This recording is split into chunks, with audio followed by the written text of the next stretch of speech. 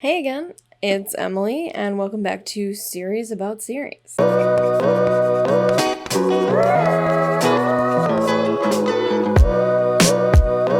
Today, I'll be talking about seasons 6 and 7 of Supernatural. Before I get into it, I do want to say thank you to everyone who has been watching my videos and commenting on them. It is just really so fun to read your view of the show and have these conversations with you guys. I have been enjoying it so much, so let's just keep doing it and keep this whole thing going. Now, this is the point of the video where I air out my biases. I ship Dean and Cass, I think Dean is bisexual, and I don't like Mark Pellegrino. And I'm adding on, I actually really don't like most of season 7. I thought maybe my mind would be changed on this rewatch, but I spent most of the time just being bored by the lack of through line. And I mean, there was one, but it was bad. So I'm not going to be very kind to season 7 in this video, but I do have a slight soft spot for it because it is actually when I started watching the show. Back in 2012, I noticed an uptick in people talking about Supernatural around March of that year on Tumblr when episode 717, Born Again Identity, aired.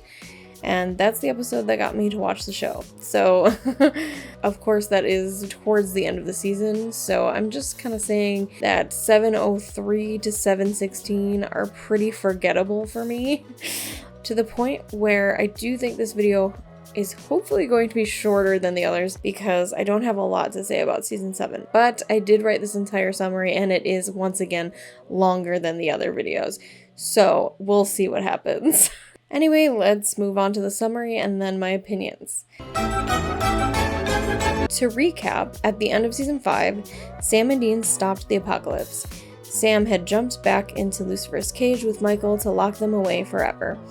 Dean, abiding by Sam's last wish, went to Lisa Braden's house and quit the hunting life. However, Sam magically appears outside of Lisa's house right at the end of the episode. So we start off season 6 with Dean living with Lisa and her son Ben, living a normal life, going to the bar with one of his neighbors, being hit on by the waitress because it's like chicks specifically dig unavailable guys. But Dean starts to notice that something is off. He's seeing things, scratches on the wall and electrical posts. He's starting to worry that there's a monster around. He tries to hunt it in secret, but it turns out that he was poisoned by a djinn. There is a monster, but it's not the one he was hunting for. Sam saves Dean and... How long you been back? How long you been back, Sam? About a year. About a year? Dean. You've been back practically this whole time? What, did you lose the ability to send a freaking text message? Sam's been hunting with family. Samuel Campbell, their grandpa, and their cousins Gwen, Christian, and Mark, I think. Dean is wary of the whole situation. No one knows who brought either of them back from the dead, and Sam is acting a bit off, but Dean isn't sure what it is, so he leaves it alone for now. Sam wants Dean to go with him to hunt with the Campbells, but Dean stays with Lisa and Ben. Even after the djinns that were attacking Sam and Dean were taken care of, Dean fears for Lisa and Ben's lives. He brought this life to them, and now he feels a need to protect them from it. He becomes overbearing and doesn't really let them leave the house. You want to talk about this? About? Yelling at Ben? Keeping us in the house? I'm trying to keep us safe here. I'm not arguing, okay? You're the expert. I'm just asking. Sam needs help with another hunt, and Dean goes. They find themselves taking care of a baby. But not just any baby, a shapeshifter baby. This is the first time we are introduced to the idea of alphas. They're the first monsters of their kind, and they're all planning something. The Campbells take the shifter child and decide to raise it as a hunter, but in actuality, Samuel plans on giving the child to a person that he's secretly on the phone with, which we'll find out later. After the hunt, Lisa understands that Dean has to leave and go on these hunts, but doesn't want to have a serious conversation about it every time he does. She tells him, Me and Ben will be here, and you come when you can. Just come in one piece, okay? Sam and Dean stumble upon a few deaths that are biblical in nature, blood, boils, locusts, and all that. So Dean prays to Cass to see if he has any insight on it. Sam says he's been trying to pray to Cass to ask about how he came back from the dead, and that Cass has never answered him. But as Dean prays, Right behind me, isn't he?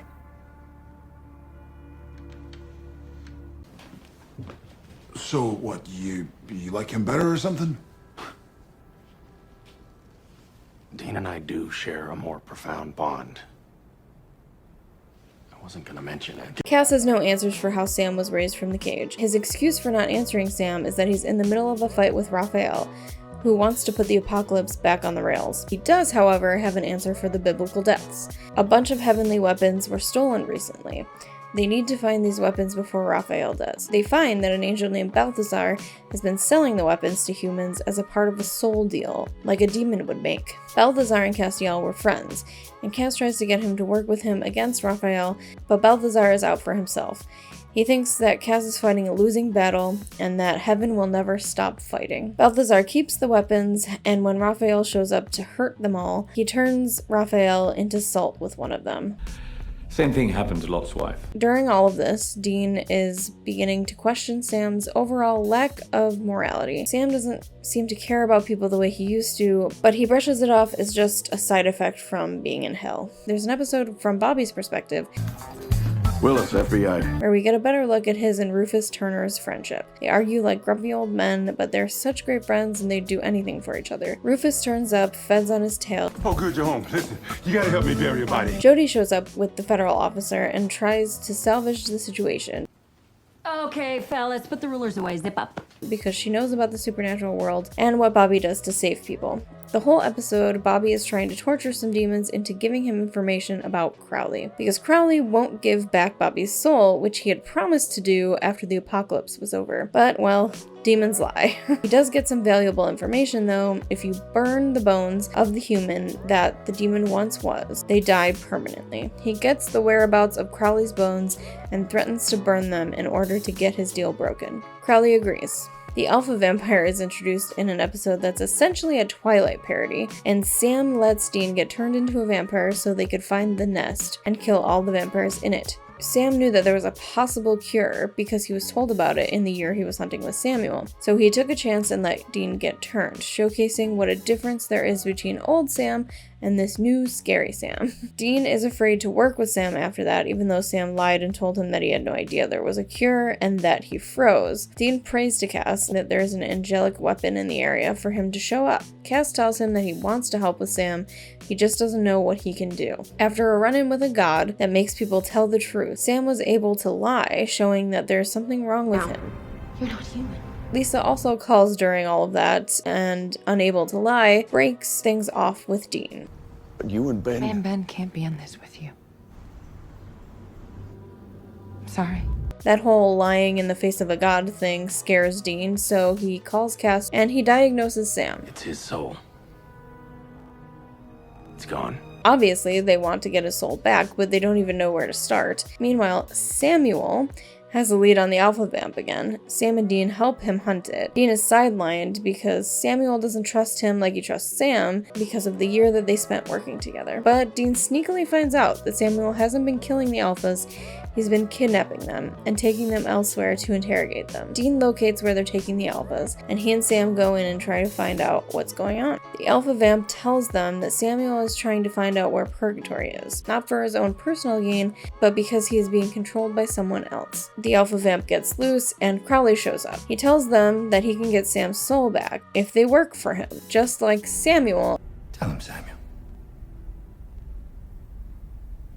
Pulled us both back. Me and Sam. Because he's not just some crossroads demon anymore. Now, King of Hell. With Sam's lack of morality heavily weighing on Dean, they both agree that Sam needs to get his soul back, even if that means working for Crowley. Dean and Sam continue to hunt, and they give the monsters over to Crowley so he can interrogate them. Some other demons capture Sam and Dean. It's Meg and her crew. Meg wants Crowley dead because Crowley wants all of Lucifer's loyalists dead. So they all work together, devising a plan to get Crowley to hand over Sam's soul before they kill him. Sam prays to Cass and threatens him into working with them. I can't just... If you don't help us, I will hunt you down and kill you. Will you? Boy. How? I don't know yet, but I will look until I find out. and I don't sleep. Cass warns Dean that putting Sam's soul back into him could be more danger than it's worth. His soul has been in the cage for over a year now, and Michael and Lucifer have nothing better to do than to take their anger out on it. Dean doesn't care about the risk, but Sam, who overhears the conversation, does. Meg and Cass have weird sexual tension. Crowley knows that they're coming, so he sends hellhounds after them. Meg fends them off because she's the only one who can see them. They tell Crowley that they have his bones, and they will burn them if he doesn't get Sam his soul back. I can't. Can't or won't? I said can't.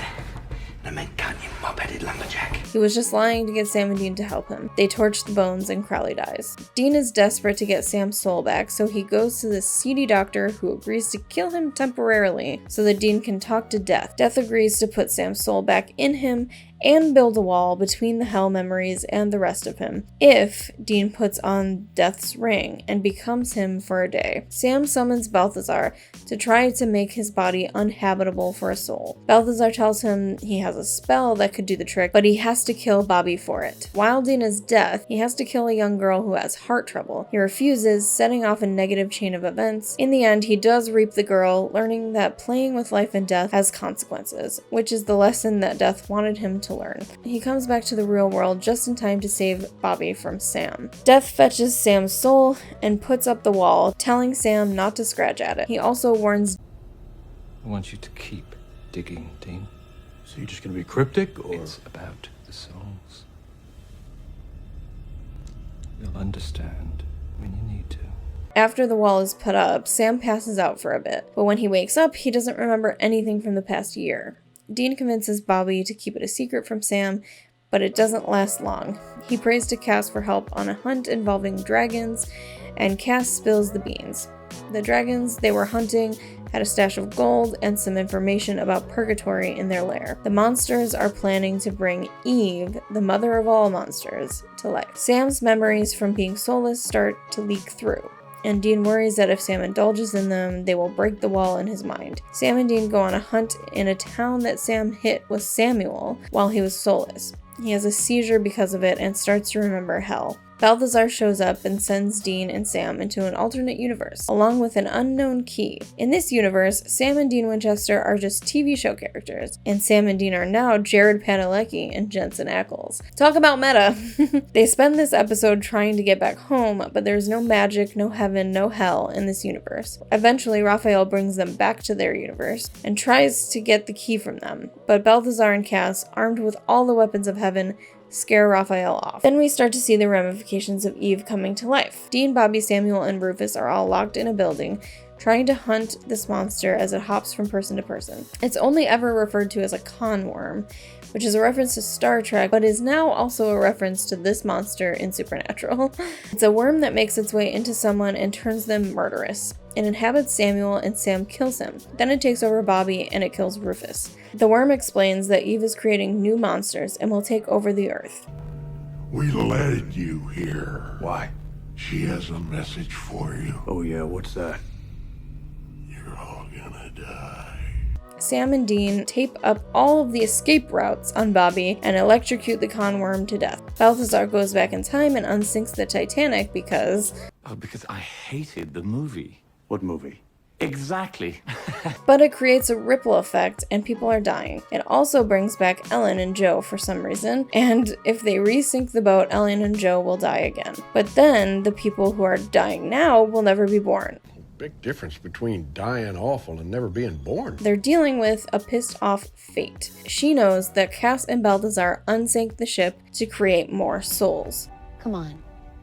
This is about the souls. You don't know what you're talking about. That angel went and created 50,000 new souls for your war machine. Souls have a lot of power, and Cass needs as many as he can to fight against Raphael. She threatens Sam and Dean's lives if Cass doesn't resink the ship, so he does. And everything goes back to the way it was before. After searching the Campbell family library, now that Samuel is dead, they find Samuel Colt's journal. Too many Sams and Samuels. I can't keep them straight. The only way to kill Eve is with the ashes of a phoenix, and Colt kills the phoenix in 1861. Cass sends Sam and Dean back to that time to collect the ashes. Is it customary to wear a blanket?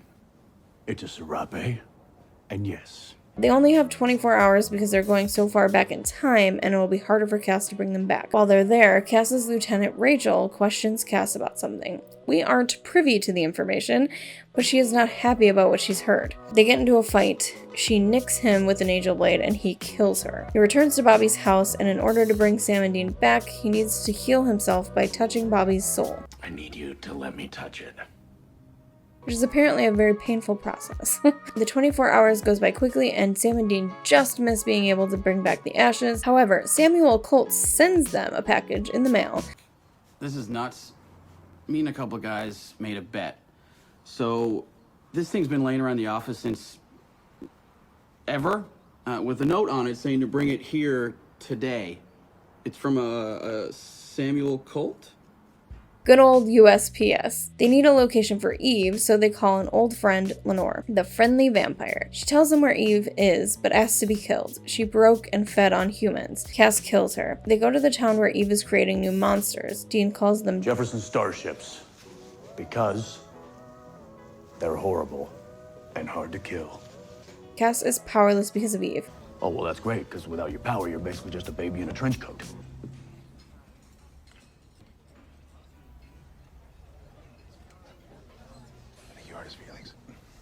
So they have to hunt the old-fashioned way. Dean and Sam find these kids. Their father was turned into a starship and died. A lot of these monsters were failed experiments. Sam and Dean take the kids to their uncles against Cass's advice, but they tested the kids and they weren't monsters. Cass tortures information out of one of the starships of exactly where Eve is, and when Sam and Dean return, they go find her. Eve expects them. Everyone in the diner is a monster, and she turns into Mary to try to win them over. She wants them to kill Crowley, but they thought they already did that. She knows he's still alive, and he is still torturing her children for information about purgatory. It's about the souls.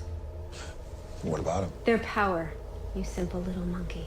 Now think what the king of hell could do with that vast untapped oil well. How powerful he'd be. One of the kids they took out of town had been turned, but Eve had made monsters that are undetectable by hunters. Dean and Sam refused to work with her. The last few months, we've been working for an evil dick. We're not about to sign up for an evil bitch. Eve bites Dean, but he had eaten some phoenix ash, so she dies, and Cass smites the rest of the monsters in the diner. They rush over to where they brought the kids, but everyone in the house is dead, including the monster kid. Demons killed them. Everyone is questioning how Crowley could be alive. When Cass leaves, Bobby floats the idea that Cass might have known that he was burning the wrong bones. Sam is on the fence, but Dean refuses to believe it. Bobby, this is Cass we're talking about. And then, of course, the masterpiece of an episode, The Man Who Would Be King. This episode, we get Cass's side of the story. He monologues in the beginning about his life prior to meeting Dean. And then after, he explains that Raphael was threatening to bring back the apocalypse, and he didn't want to bother Dean again with this when he could try to fix it himself with Crowley's help. Crowley wants to open purgatory, take some of the souls for himself, and give the rest to Cass so that Cass can have enough power to beat Raphael. He has been lying to Sam and Dean this whole season. Bobby and Sam are ready to believe that Crowley and Cass have been working together. And the worst part was Dean trying so hard to be loyal, with every instinct telling him otherwise.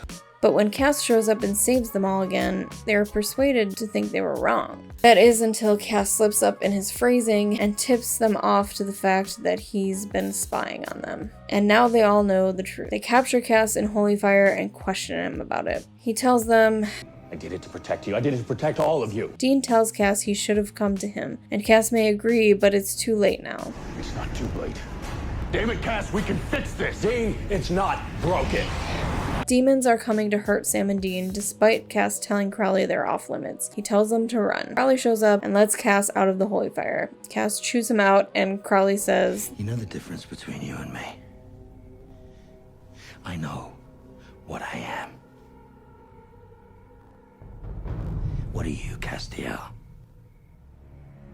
What exactly are you willing to do? There's one more scene between Dean and Cass. Cass tries to make Dean understand why he's doing what he's doing. It's to save the world from another apocalypse. Dean asks him one more time not to do it. You gotta trust me, man. Or what?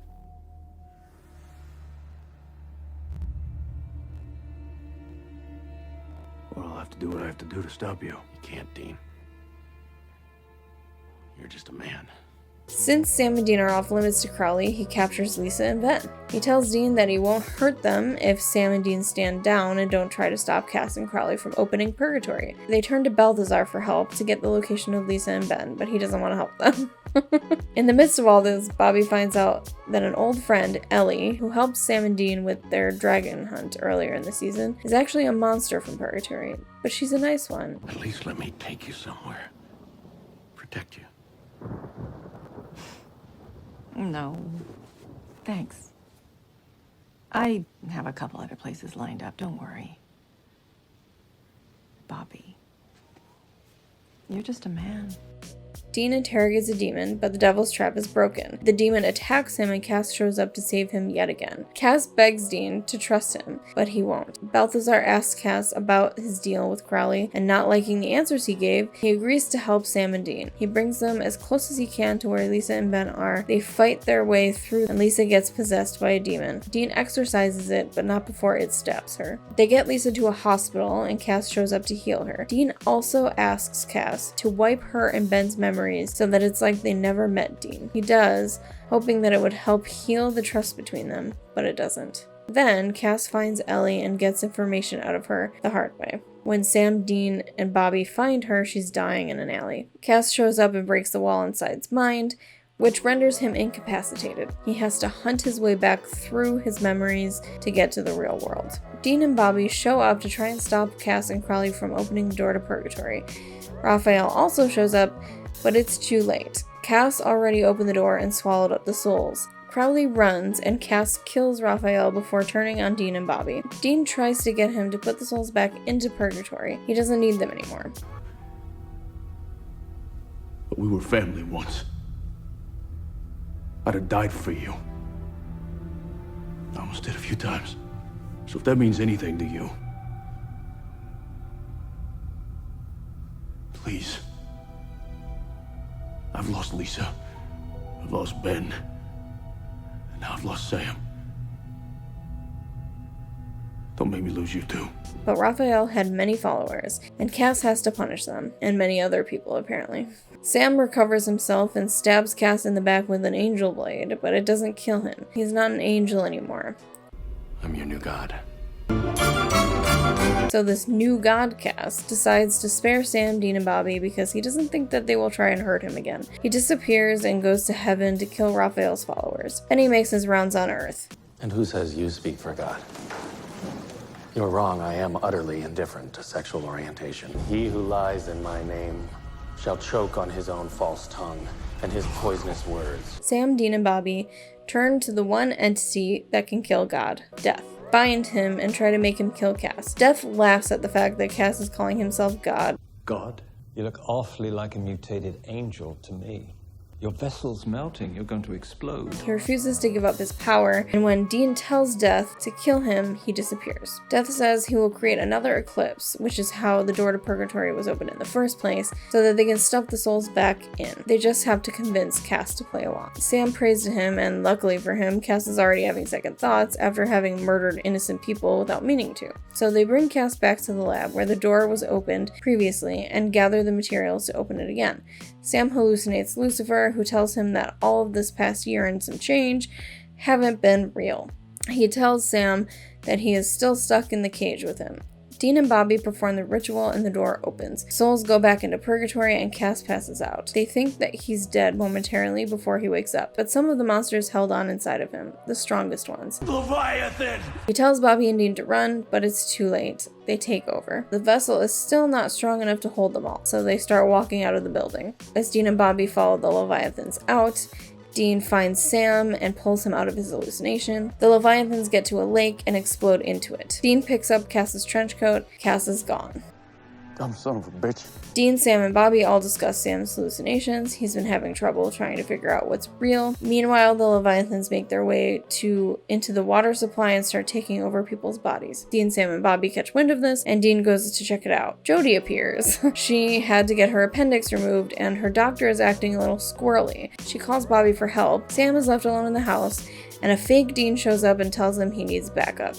So he leaves. When Dean's lead on the Leviathans turns south, he finds Sam, who is hallucinating, and brings him back to the real world. They return to Bobby's to find the house has been burnt down and they are attacked by a Leviathan named Edgar. The only way that they could hurt it was by dropping a car onto it. They call an ambulance to bring them to the hospital, but it's the hospital where the Leviathans are. Bobby helps them escape and they head to Rufus's old cabin in the woods. That's their new home base. The Leviathans set up an alert system that tells them when Sam and Dean use their stolen credit cards, and a Leviathan is sent to go find and kill them. Sam goes on a hunt for a kitsune named Amy. She's a monster that he ran into when he was a kid. A nice one that he let walk free. It seems the monster is actually killing now, so he feels the need to go check it out. She's killing because she had a son and he's sick. Fresh meat is the only thing that would heal him. Normally, she takes what she needs from her job as a mortician. Sam leaves them alone and goes home.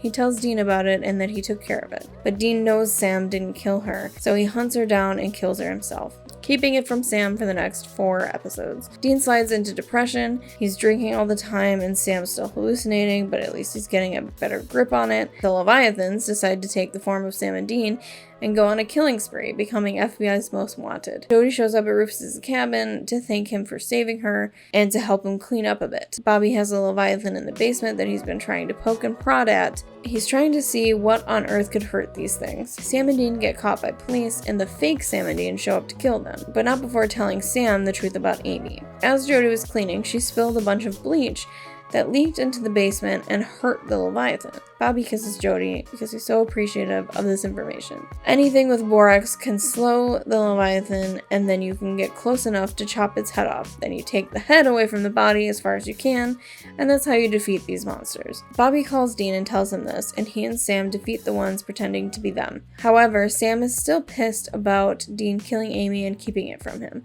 so he goes off on his own. The leader of the Leviathans is introduced, Dick Roman. He's a shitty 1%er who's friends with Donald Trump, so, you know, a monster. Dick and Crowley meet, and Crowley wants to work with him, but Dick refuses. Dean finds a case in Lilydale, New York, where psychics are dying. Sam is also working the case separately. Dean convinces Sam to work with him on it since they're both there. He agrees, but wants to keep it just about the case. A psychic stops Dean and tells him that Ellen wants to say from the other side that he needs to talk about his feelings with Sam.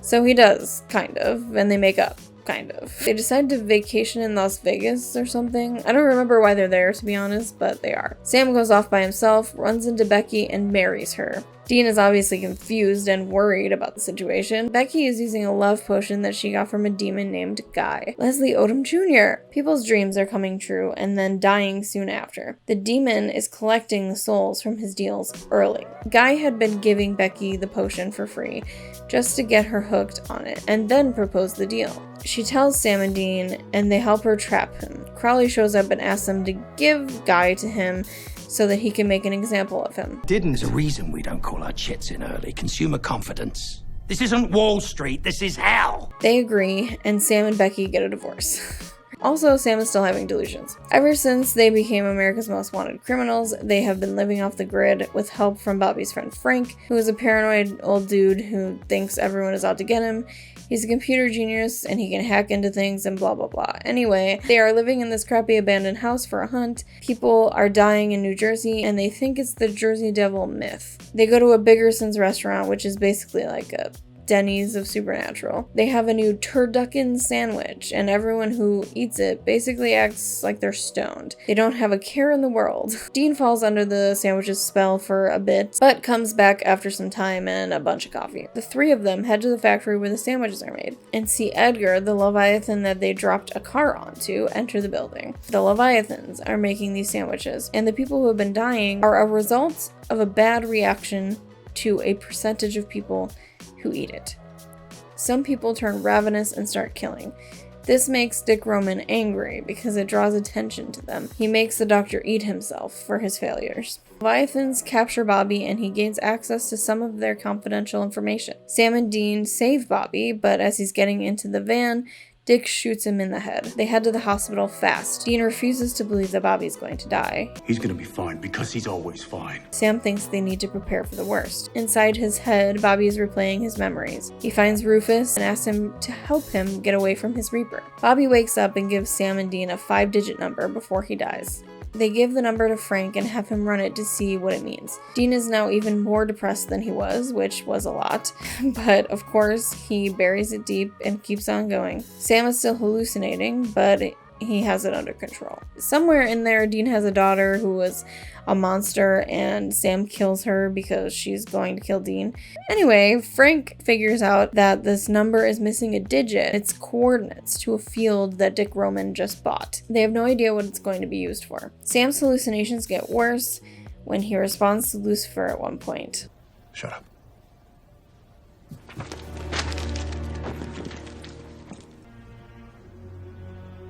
He said shut up to me. Now Lucifer won't let Sam sleep. The Leviathans are buying up more property and needling their way into a bunch of different industries. They also kill Frank and take his hard drive. Sam is losing his mind because he's sleep deprived and he gets hit by a car. Upon evaluation by the doctors, they put him in a psych ward because he is having a psychotic breakdown. Dean calls everyone in Bobby's old phone book to see if anyone had any information on a faith healer or a way to help Sam. When Bobby's book mysteriously falls on the floor, a business card falls out with the number of someone who knows Emmanuel, the real deal kind of faith healer. Dean goes to Emmanuel and asks him for help, but it's Destiel. But Cass has no memory of Dean, or himself for that matter. Dean takes Cass to Sam, and on the way, Meg stops him and forces him to take her along. All right, here we go. When they get to the hospital, it's surrounded by demons. Cass can smite them if he remembers who he is, so Meg tells him. You're an angel. I'm sorry. Is that a flirtation? As he smites the demons, he regains his memory. Dean convinces Cass to help Sam, but the only thing he can do is shift the memories. He takes on Sam's memories and his place in the psych ward, being watched over by Meg. Sam and Dean go on a few hunts, and the things moving around, like Bobby's phone book and Dean's spear, I don't know, make a lot more sense now. Bobby's a ghost. He ran from his Reaper and became stuck in the Veil. He becomes strong enough to talk to Sam and Dean, but the stronger he becomes, the more vengeful he gets. And then Charlie Bradbury arrives. She works in IT at Dick Roman's company, unaware of the nefariousness lurking at the top. Dick tasks her into breaking into Frank's hard drive. She does, and reads everything that's on it. Frank had a failsafe in his hard drive in case anyone tried to crack it open. It gives the location and turns on the camera of the person who broke into it. Sam and Dean show up to Charlie's apartment and get her to agree to get more information from Dick. Dean flirts with the security guard through Charlie because I can't. He's not my type. You're gonna have to play through that. As in, he's not a girl. she gets Dick's emails, one of them stating that Dick is receiving a package that night in 45 minutes. Dean and Sam intercept the package and go pick up Charlie. Bobby gets vengeful on Dick for a bit, hurting Charlie in the process. And Sam and Dean decide that they need to burn the flask that Bobby is attached to. The package that Dick was supposed to receive had a tablet encased in red clay. Sam and Dean break it open, and Kevin Tran, Advanced Placement, is activated as Prophet of the Lord. Cass also wakes up from his hell coma. They bring the tablet to Cass in hopes he could read it. He knows what it is. It's the Word of God written by Benetron, but he can't read it. Kevin is pulled to the tablet, and he steals it, but Sam and Meg catch him. Cass seems different. You guys ate the apple.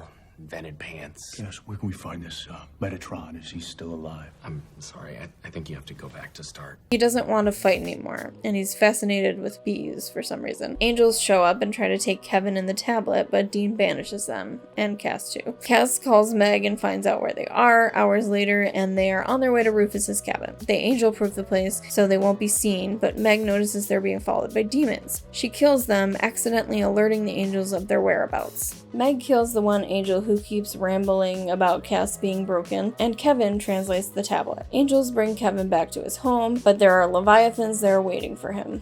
They capture him and bring him to Dick, who also asks him to tell him what the tablet says. It explains how to kill a Leviathan, not just slow them down. It also says if you cut off the head, the body will flounder. Meaning, if they kill Dick, the rest of the Leviathan will not know what to do and they will basically be harmless. To create the weapon to kill Dick, they need a bone of a lesser saint, the blood of a fallen angel, the blood of an alpha, and the blood of the ruler of hell, basically. So of course Cass gives over his blood. You know me. I'm always happy to bleed for the Winchesters. Then they ask Crowley. He won't give his blood until Sam and Dean get the other 2 kinds of blood. He doesn't know that Cass is alive, so they go after the Alpha Vamp. He gives them his blood because the Leviathan lied to him. Dick had said that they would live together freely, with free range of humanity for all monsters. But then the Leviathan started poisoning the blood of humans with too much corn syrup, making their blood undrinkable. Yes, this is all really in the show. Anyway, they take his blood and get the bone of a nun and go after Crowley. But Crowley made a deal with Dick to double-cross the Winchesters and not give him his real blood in exchange for the souls that die in Canada. Again, all things that happened in the show. Crowley, however, does not double-cross them. He gives his real blood, and they form the weapon to kill Dick. Cass still doesn't want to be a part of the fight, but Crowley insists that he needs to be. He's the only one that can tell the Leviathan apart from one another because they were all inside him, and not in the fun way.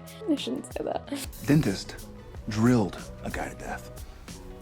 You mean the non-sexy kind of drilling, right? Dean convinces him to go with them and help. Sam finds and saves Kevin while Dean and Cass kill Dick. As they stab him with the weapon, Sam shows up with Kevin because they need to blow up the lab where the Leviathan are making some coffee creamer to hurt people. I don't know, honestly. Dean and Cass get pulled along with Dick to Purgatory. Crowley shows up, steals Kevin, and leaves Sam. Well and truly on your own. Cass tells Dean that they are in Purgatory, and as monsters surround them, Cass vanishes. I honestly don't know how this summary became longer than everything else I've written because season 7 was so lackluster that I thought I could sum it up in like 2 sentences. And honestly, if I really wanted to just sum it up into 2 sentences, it would be Cass dies and comes back, and Leviathan try to take over the world and fail. So to start my opinions, I am going to do something a bit different. And this is a suggestion from Karen C in the comments on my last video. So thank you for that. They suggested that I do favorites and least favorites. So I'm going to give a top and bottom 3 of each season and explain why I feel the way I do about these episodes. And we'll go from there. So in season 6, my 3rd favorite episode is My Heart Will Go On, which is written by Eric Carmelo and Nicole Snyder. I think this is the first season that Carmelo and Snyder are staff writers. My Heart Will Go On is a good episode. It's just fun. I like the idea that it's just this episode about Balthazar unsinking the Titanic, and it's funny when you think it's just because he didn't like the movie and whatever. I just really like any episode with Balthazar in it because he's just so charismatic and fun to watch. So there's that, but I also really like that we finally are getting an insight into what Cass is doing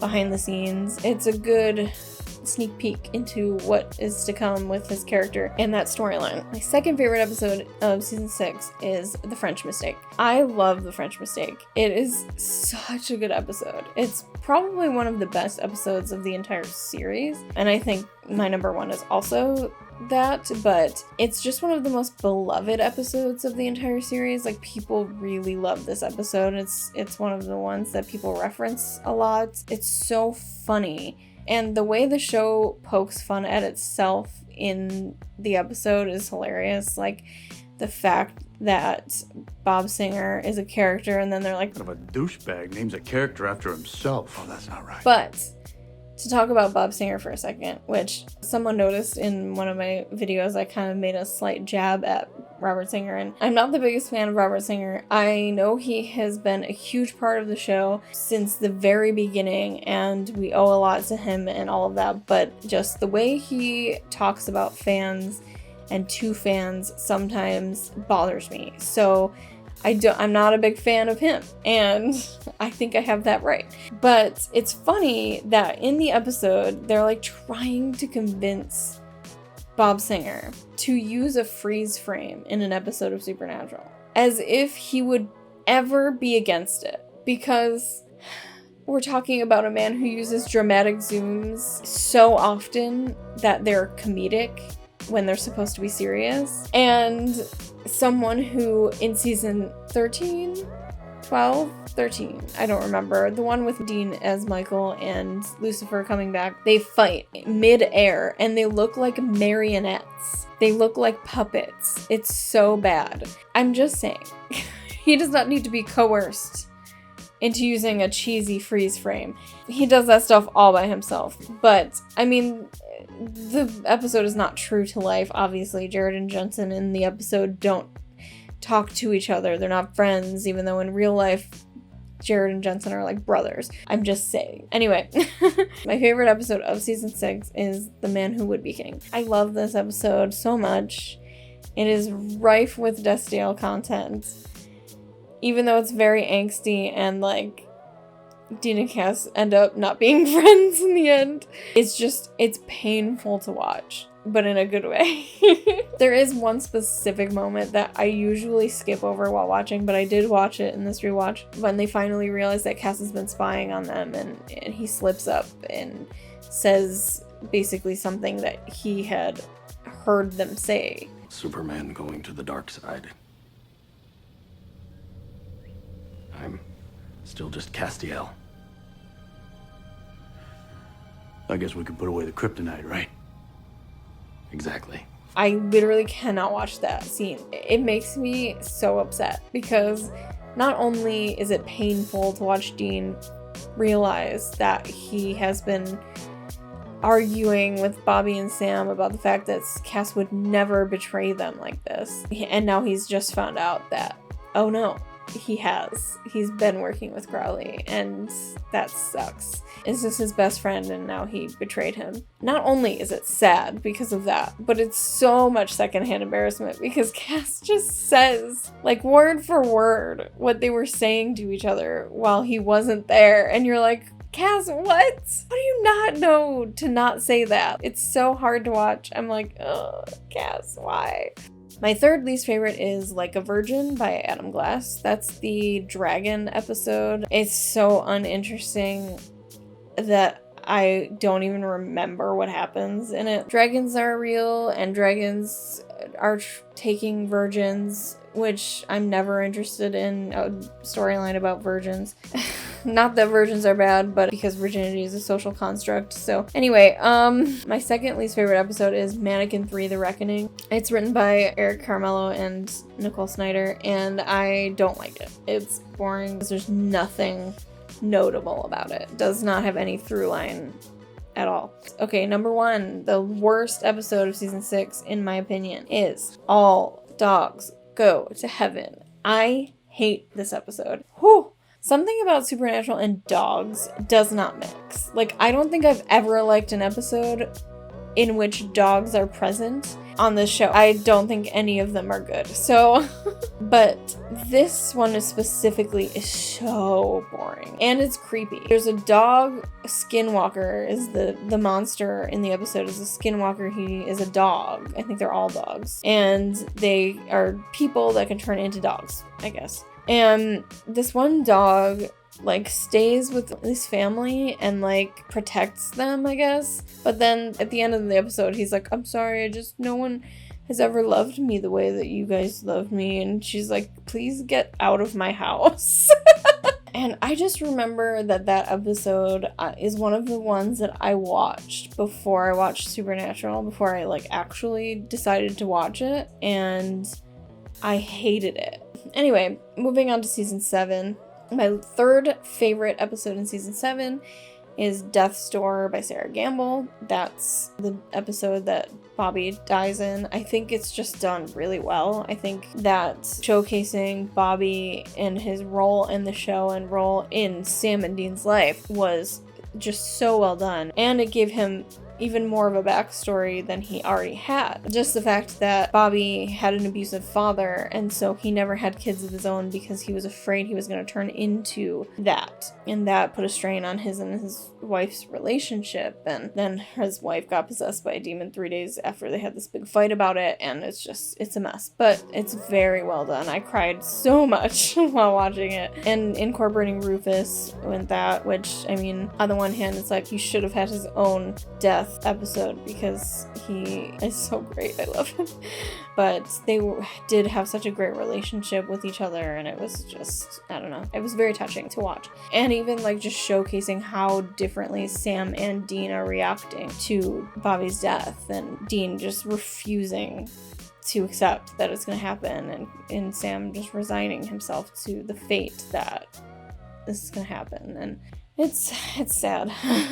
My second favorite episode of season 7 is The Girl with the Dungeons and Dragons Tattoo by Robbie Thompson, who introduced us to Charlie. That's the episode that introduced us to Charlie, and she's Supernatural's first recurring LGBTQ character that we know of that isn't Crowley, because Crowley, in a way, is LGBTQ, but it's ambiguous in such a way that, like, okay, is he kissing this man because he's a demon and they're making a deal, or because he wants to?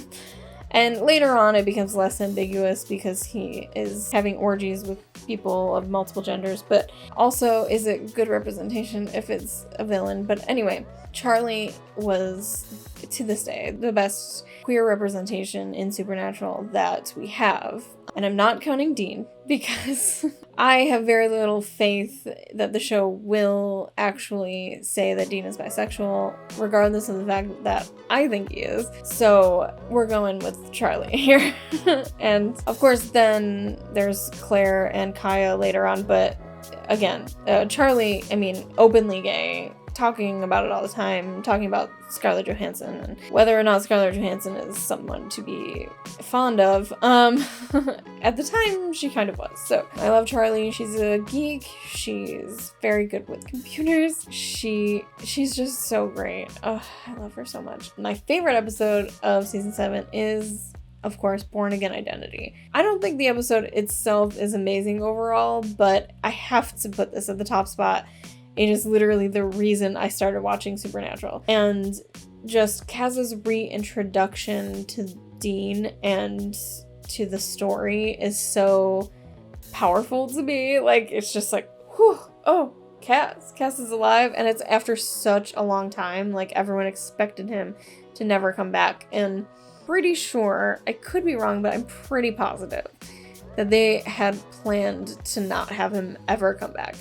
But then the show was tanking, so they brought him back. I'm pretty sure that's what happened, but I have no idea. So, I mean, I wasn't in the fandom all the way at the time, so I really don't know. But I'm pretty sure that's what happened.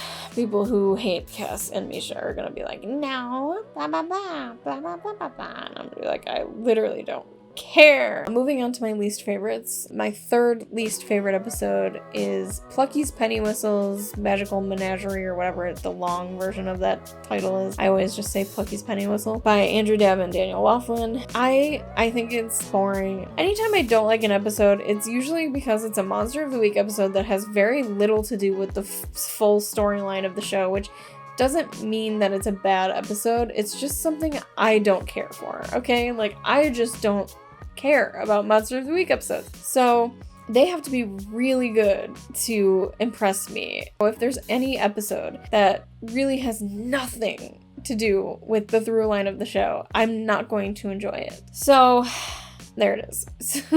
My second to least favorite episode of season 7 is season 7 Time for a Wedding, which is the episode where Sam and Becky get married. I just think it's really gross, and there's a lot of like non-consensualness happening there. Love potion always ends up happening that way. It's more of Becky being really weird as a fan, and I really don't like that. So that episode was also written by Andrew Dabb and Daniel Laughlin. Sorry, Dabb. I usually like Dabb's episodes. There's 2 of them in my least favorite for season 7. I'm sorry, but whatever. And now number 1 goes to Slice Girls by Buck Lemming, as we call them in the fandom, which is Brad Buckner and Eugenie Ross Lemming.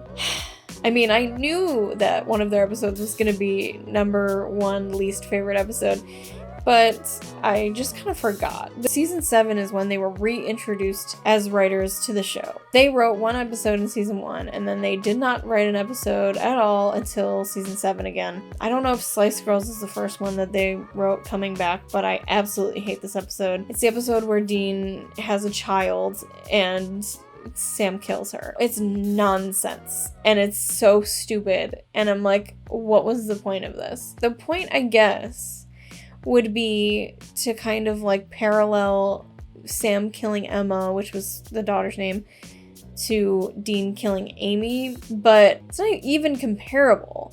I did not like it at all, and there's some like non-consensual stuff there too. Like, they had consensual sex, but he didn't consent to having this child with her that she knew she was going to have when she had sex with him. So that's weird, and I just don't like it, and I'm allowed to not like it. Season 6 had a lot of storylines. It was a transition of storylines. First, it started off with the Alphas, and then that kind of turned into Crowley controlling Samuel and Sam and Dean because of Sam's soul, which then transitioned to the fact that they want to get Sam's soul back. And then once Sam's soul was back, it became about Cass working with Crowley and then them opening Purgatory. And that was the through line. But then season 7 was Leviathans. And you're like, okay, what else? Can I actually watch something interesting, please? So that's how I feel about season 7. I honestly don't like it. For the most part, it felt like going back to seasons 1 through 3 when Sam and Dean basically only had each other. And I don't like that dynamic. So when Cass came back, I was way more interested. And obviously that's when I started watching Supernatural in the first place. It's more engaging to me when Cass is on the show because, let's be real, I'm interested in Dean and Cass's relationship. And if he's not there, then what am I watching? So that probably bothers some people, but I really just, I can't care about that. We all enjoy certain things from whatever media we're consuming, and I can't be bothered to be upset about the fact that I like what I like. And it's not hurting anyone. Let's talk about some characters that were like big in these seasons. Samuel and the Campbells. I don't like Samuel or the cousins. If anyone, I liked Gwen because she seemed to be the most sane of all of them. Balthazar, love him. Already mentioned how much I love him and his wit, and just he's so great. Very fun. Rufus, I love him. He should not have died, and I wish he was still on the show. Honestly, I could deal without Bobby, and because they brought Bobby back as like alternate universe Bobby, but I wish it was Rufus. I love Bobby, but like it makes sense that it was Bobby, but it's just whatever. Frank, couldn't care less. I'm glad Charlie replaced him. Charlie, love you. Can't wait to get to season 10 where I talk about how terrible her death was. Chrissy. I did not mention Chrissy in the summary. She's a daughter of a hunter, and her dad is missing, and Sam goes to find him, but he gets trapped too, and then Dean goes to find him, and he almost gets well, he does kind of get trapped, but she goes in to like save them all and all this stuff. So she's great. I did not like the episode itself, and it was also written by Adam Glass. I'm just saying, like, I have an issue with his episodes. But Chrissy herself as a character is cool. She's like spunky, and she doesn't really play by the rules, and she's fun. I think she comes back, I think, in season 8, and we see a little bit more of her. Anyway, Eve. Let's talk about Eve, okay? Eve, in concept, is a great idea. What bothered me about Eve, I think, is that they never really specified if this was like Eve, like Garden of Eden Eve, or just Eve, their own creation, monster, whatever, who creates all monsters. And I think that lack of distinction bothers me because I really don't want it to be like Garden of Eden Eve, because I don't know, something about the story of Eve in the Garden of Eden, basically all of humanity's sins fall on her not being able to help herself to an apple and blah blah blah, and it's just so stupid and I hate it. Yes, blame the woman. Anyway, so it's like, okay, well now if that is Eve, the Eve you're talking about, then that means that every nasty thing that's created in the world is because of Eve, because she's inherently disgusting and monstrous. And it's like, okay, whatever. I know she's not even real, but the point is that everyone blames women for everything. So, and even if it isn't that Eve, it still has that connotation. Also, my problem with Eve is the actor who plays Eve is I don't know. I think she may have just chosen the wrong technique or the wrong characterization. I just was so bored every time I saw her on screen because she was giving me nothing. And I did not like the performance. There's that. Garth. I didn't mention Garth either in the summary, but he's in a couple episodes. And he is just adorable. Just this skinny white dude who is kind of inept when it comes to hunting, but he gets better over time, and he is just endearing to everyone who meets him. And Dean pretends to be like angry about him, but then lets him hug him at the end of the episodes that he's in, and it's so cute.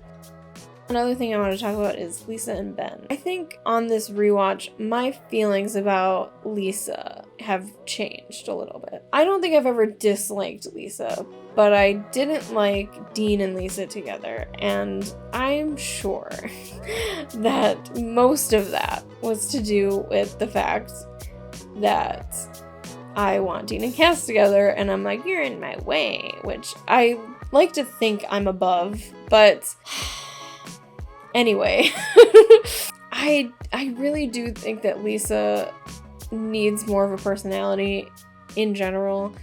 I think that she's written to be Dean's love interest and nothing else. There's no other substance to her. She's Dean's love interest and Ben's mom. And that's gross. She should be a more interesting person, but she's not, because she's not written that way. But I do think that watching this back, I liked her a little more. I appreciate what she does for the show, and the actor who plays her, she's so good at acting. I just wish she had been given more to do with it. And she's really nice too. I've seen her talking about the show and everything, and it just sucks because I know that back in the day she had so much like hate sent to her because she got in the way of Dean and Sam. And like I said, I'm not above the fact that I was upset that she gets in the way of Dean and Cass, but I never sent hate her way. Well, first of all, I wasn't in the fandom at the time, but I would never have done that because I have never done that in the time that I've been in fandom, which is 10 years, and I've been in many fandoms, and I have never sent hate to anyone I did not like. Just saying. People were absolutely disgusting to her, and I feel bad for her. Anyway, I don't really have much else to say because I kind of went through my favorites and my least favorites, and that kind of covered everything that I wanted to talk about. But I do want to say what I'm going to do is every video, I'm going to make a little Destiel fan video for the seasons that I'm talking about. So right now, enjoy that. Hello, Dean.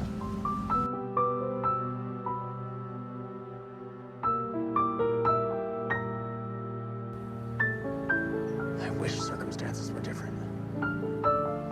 Much of the time, I'd rather be here. You have me confused with the other angel? You know, the one in the dirty trench coat who's in love with you?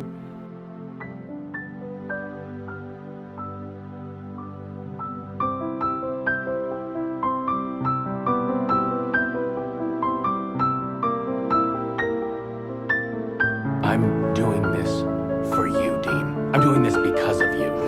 Because of me. Yeah. I wish this changed anything. I know.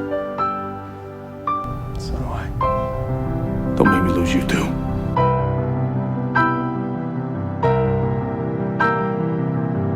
I'm sorry, Dean. I'll find some way to redeem myself to you.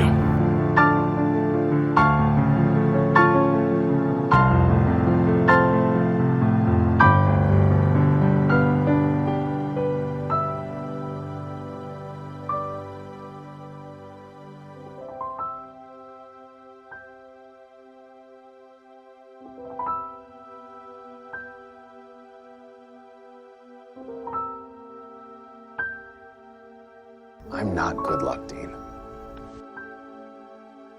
Sorry, but I'd rather have you. Cursed or not. Yeah, well, probably gonna die tomorrow, so. I'll go with you.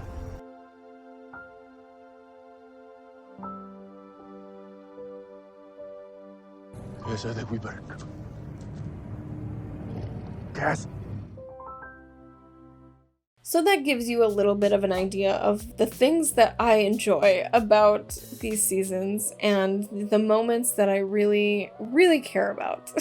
Anyway, thank you for watching. Subscribe and hit the bell notification to see more of this series. I actually put out a tentative upload schedule on my website. If you want to check that out, the link is in the description. Guys, season 8 is next. Can you even believe it? Oh my god, I'm so excited. It's the season I've been waiting for. And since my birthday is coming up, I've decided to give myself a treat. I'm only covering season 8 for the next video, and it's gonna come out on my birthday, August 17th. I am so excited. So just be ready to hear me rave about 817 on 817. 817 is my favorite episode of the entire series. I'm just telling you right now. It is my favorite episode of the entire series. It's called Goodbye Stranger. But seriously, once again, thank you to everyone who's subscribing and leaving comments on the videos. If you like these videos, please share them with your friends who love Supernatural, and maybe they'll comment with their thoughts on the show, and I just want to consume all of the thoughts. Like I am a Leviathan, okay? Which I'm not. See you guys in the next video. Season 8, season great!